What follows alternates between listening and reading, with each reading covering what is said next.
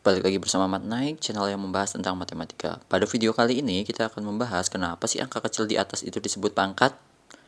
Mungkin kita sering berpikir, kenapa sih kalau ada angka kecil di atas bilangan lain atau variabel disebut pangkat?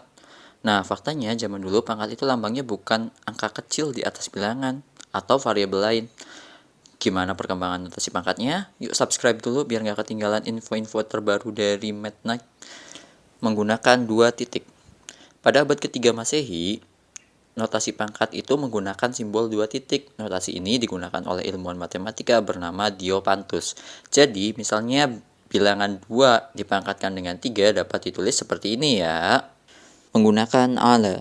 Pada abad ke-9, notasi pangkat yang digunakan oleh Al-Khwarizmi dikenal dengan hisab al-jabr wal muqabalah atau aljabar. Notasi ini ditulis dengan menggunakan huruf Arab. Contohnya, untuk menulis 3 pangkat 2, Al-Khwarizmi menulis as-salasatu ala tsani, yang artinya 3 pada 2, atau 3 dengan 2. Menggunakan istilah khusus.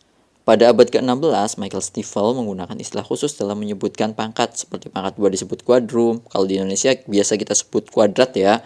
Untuk pangkat 3 disebut cube, atau di Indonesia kita sebut kubik, pangkat 4 disebut pi kuadrat, dan seterusnya.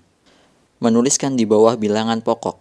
Selain menggunakan istilah, Michael Stifel juga menuliskan pangkat di bawah bilangan pokoknya. Jadi misalnya kita mau nulis 2 pangkat 3, ya begini penulisannya.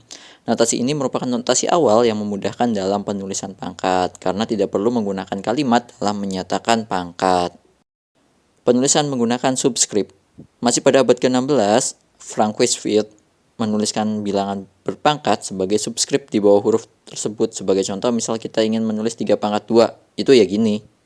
Namun, Fitt juga sering menggunakan notasi pangkat dengan menulis bilangan pangkat di atas dan sejajar dengan huruf seperti yang digunakan oleh Stifel. Menggunakan titik. Notasi pangkat yang dikembangkan oleh Sir Isaac Newton pada abad ke-17 adalah menggunakan titik sebagai tanda untuk menyatakan pangkat. Jadi, kalau kita punya 2 pangkat 3, ya dinyatakan kayak gini ya. Menggunakan lambang segitiga. René Descartes menggunakan notasi pangkat dengan menggunakan tanda seperti hati atau segitiga. Contohnya, ia menulis A pangkat 2. Ya, penulisannya kayak gini ya.